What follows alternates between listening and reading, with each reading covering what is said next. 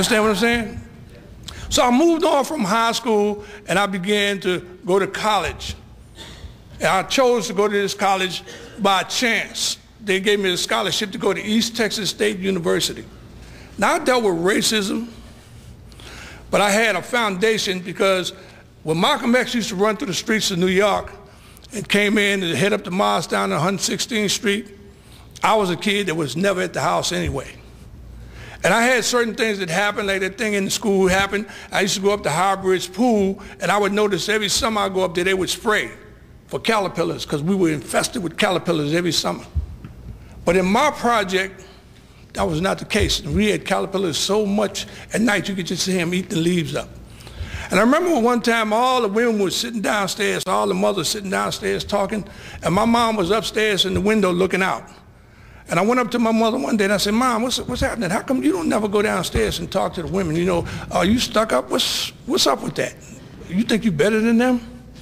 And my mother looked at me and she told me, she said, no, Johnny, you know I'm a nurse at Bellevue at the operating room, and you know, if a caterpillar falls in your neck and you reach back and it busts, what happens? And I said, Mom, it's a rash come up. She said, absolutely right. I can't go in the operating room with a rash.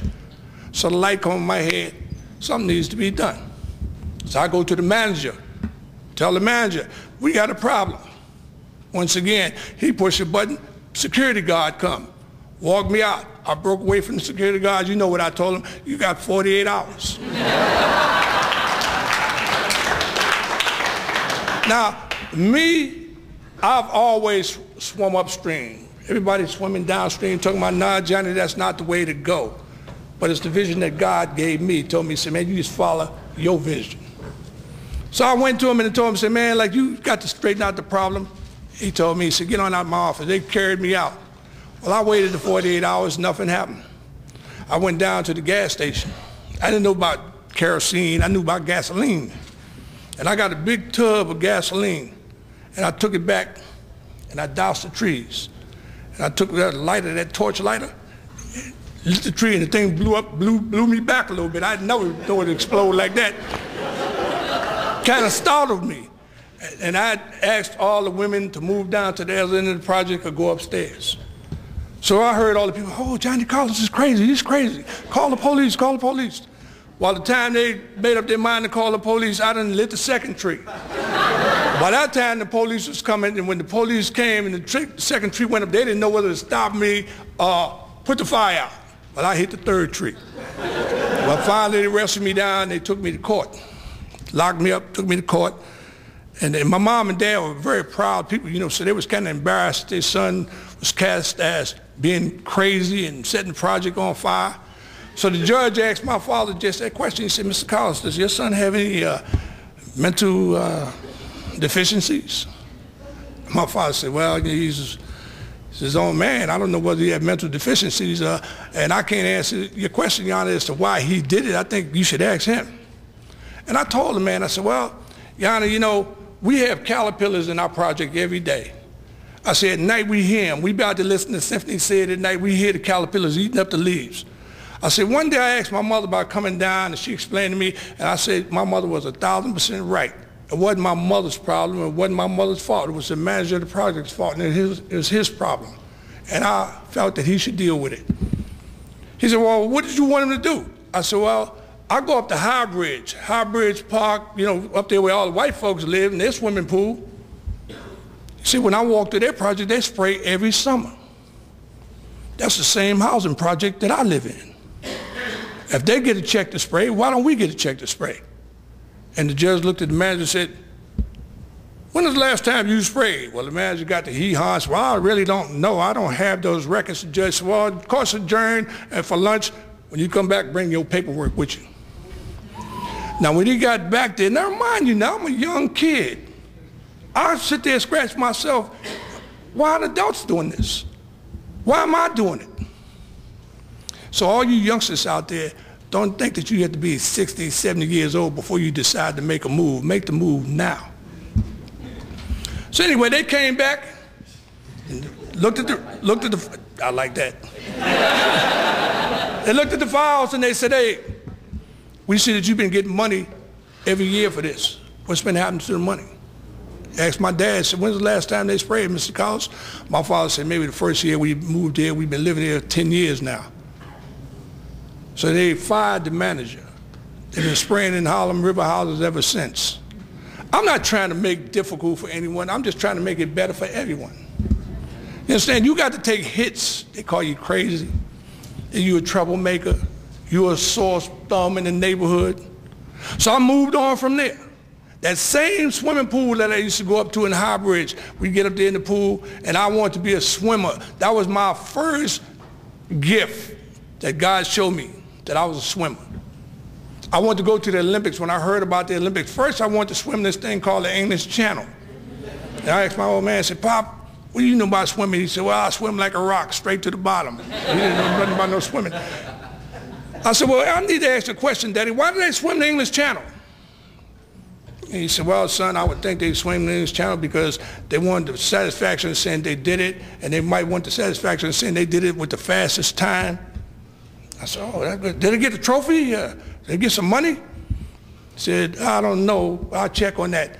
And then I said to him, I said, well, Daddy, when they have to go to the bathroom, what do they do? When the sharks come, what, they swim with a knife in their mouth? What do they do? He didn't know they got out the water no more than me. Take a rest time, then jump back in the spot and swim on. But in the meantime, I heard about this thing called the Olympics. I said, hey, what's this thing, Olympics, Daddy? He said, well, son, that's when all the greatest athletes of the world come together. And I said, all the greatest? He said, from every part of the world. So I said, you mean black people and white people and Chinese people and Indian people? He said, everybody comes together. The best of the country will represent that country.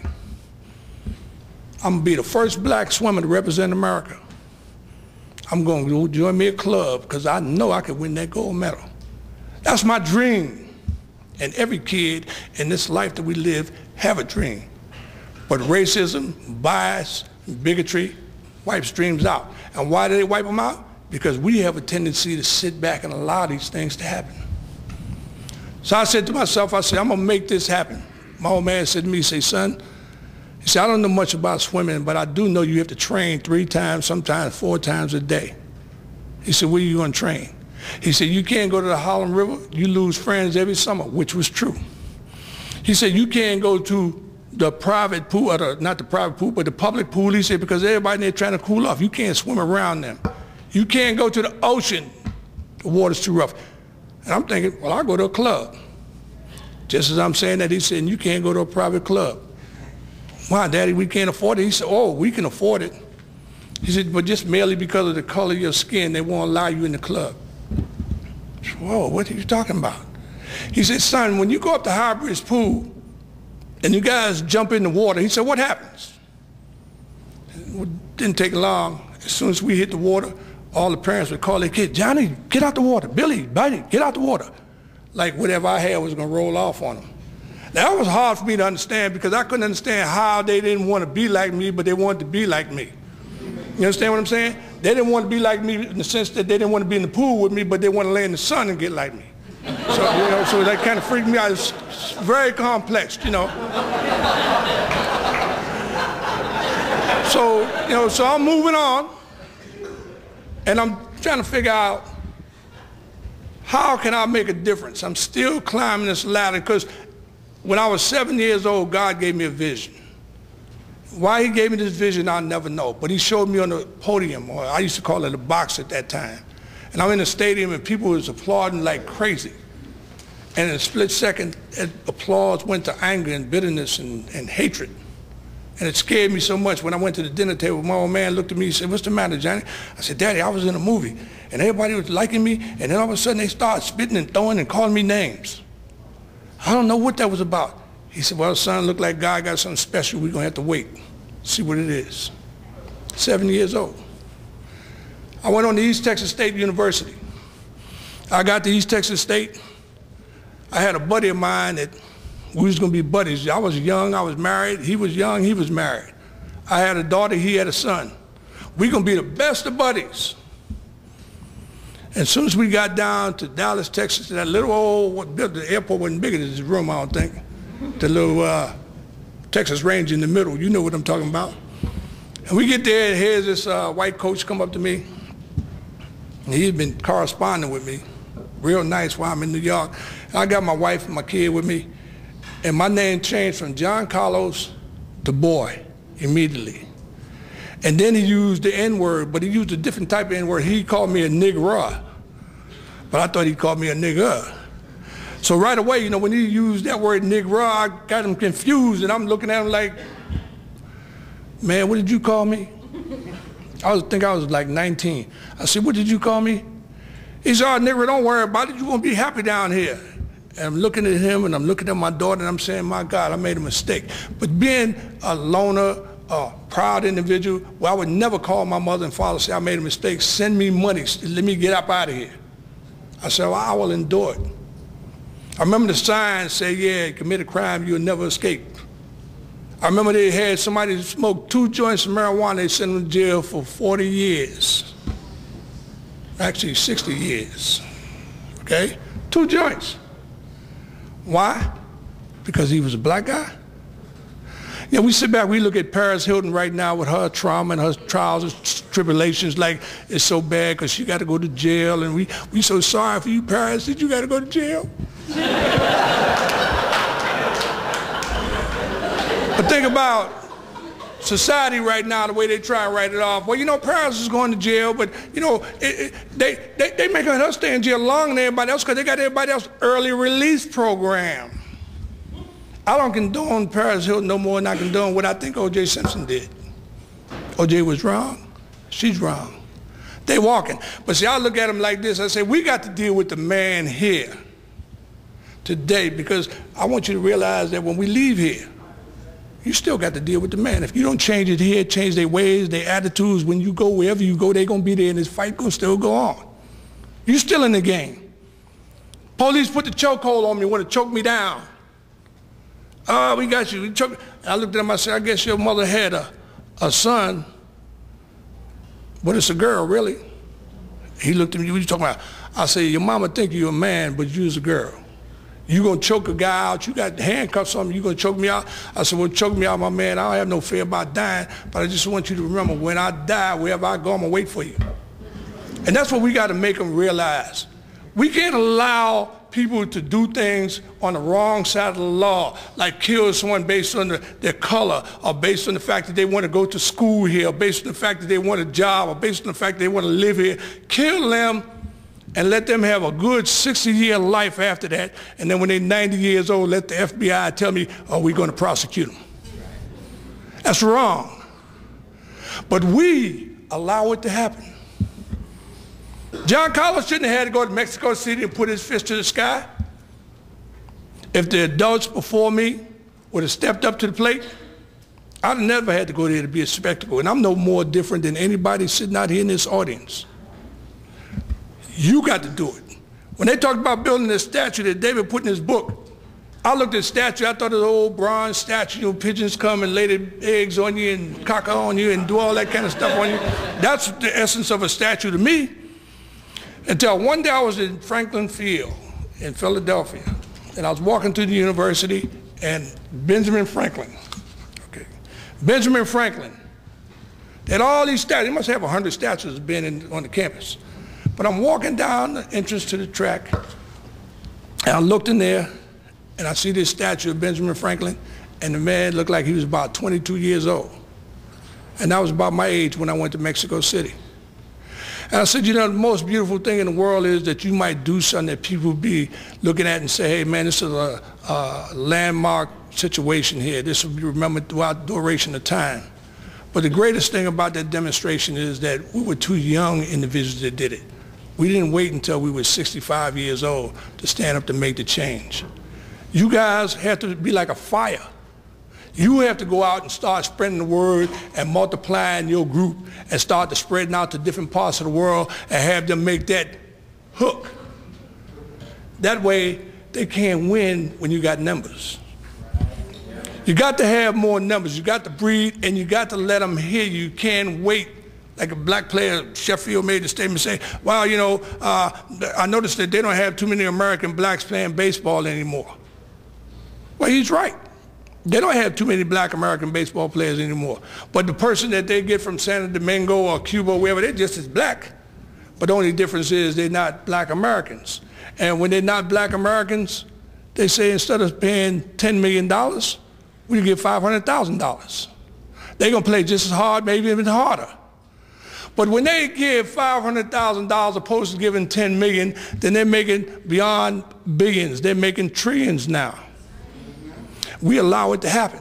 And when they put the burden on you, they sit back and tell you when 2000 came in, oh, we got this computer virus, all the prisoners are going to come out of jail, the water's going to stop running, the sun ain't going to come up no more because of the computer, all this, and sprung y'all out. They sprung it, they put cocaine on y'all, sprung y'all. And when they sat back and watched reaction, hence that time, now you paying $4 for a gallon of gas. You sitting here worried about who's going to be the president of the United States, was a Republican or a Democrat or a socialist? And you sitting back saying, I'm worried about that. Well, how much has the thing changed in terms of how much growth have we gotten? Minority people or people of color or people that are sympathetic to minorities, how much have things changed for them? In millimeters, none. And then you sit back, while they're focusing on the Democratic or the Republican election, what's happening to your kids? They got your kids going to school, they tell you, oh, your kid is over hyper, so we're going to have to give your kids drugs. The same drugs they're telling you is against the law, but they tell you, sign this paper, it's legal if I give it to them. Your kid's hyperactive. Well, they're hyperactive because they got some teachers teach antiquated ways of teaching. You know, you've been in these classes, you've seen teachers that talk and put you to sleep. Then at the same time, instead of your kid going to school, your kids are going through school. We don't pick the phone up and say, hey, send me a report, let me see how my kid doing in school, whether my kid is going to school. When your kid have a problem with a teacher, you don't go and deal with your kid's problem at school because you say, I can't deal with my kid at home, God help the teacher. Well, why don't you deal with your kid at home? You know why you don't deal with him? Because you got MTV raising your kid. Beavis and Butthead and those guys still raising your kid. All this sex and shit that they selling you on TV. You go buy something, first thing they say you some sex to get it. You go buy a car, sex. You go to the grocery store, everything is about sex. David was telling me that he go to the little 2-year-old baby girl, they got a little t-shirt telling my name is sexy for my body. Now what did she know at 2 years old about sex? But they advertising it all around. We sit back and we allow it to happen. Well, these are fighting tools. These are tools that you have to wake other people up and let them know what's happening to them. It's your responsibility for what you are and what you're about to go out and pull the blinders off society and let them know. Because right now, most people think that, oh, the radicals. You're radicals. You ain't no radical. You're radical because you like to wear jeans, because you have your hair in dread, because you think a little different than them. No, what you got to do is tell them, hey, man, you need to come out and stop being a slave. And that's something that we need to ask a lot of people. Say, man, when are you going to stop being a slave? And when they look at you, they're going to be offended when you said it and say, well, listen, man, let me ask you this question. I said, what do you think the biggest problem that we have? And you know what the biggest problem is? In the corporate world. We got black people, brown people that have the Phi Beta Kappa mind. I can figure anything out. And they get you in the office and they say, well, we're going to take the neighborhood from all these minorities and we're going to take it in the name of redevelopment. Now, you know they ain't redeveloping nothing to let them people go back to their neighborhood, but you stand there. Now, you know what his problem is? He got brains and no balls.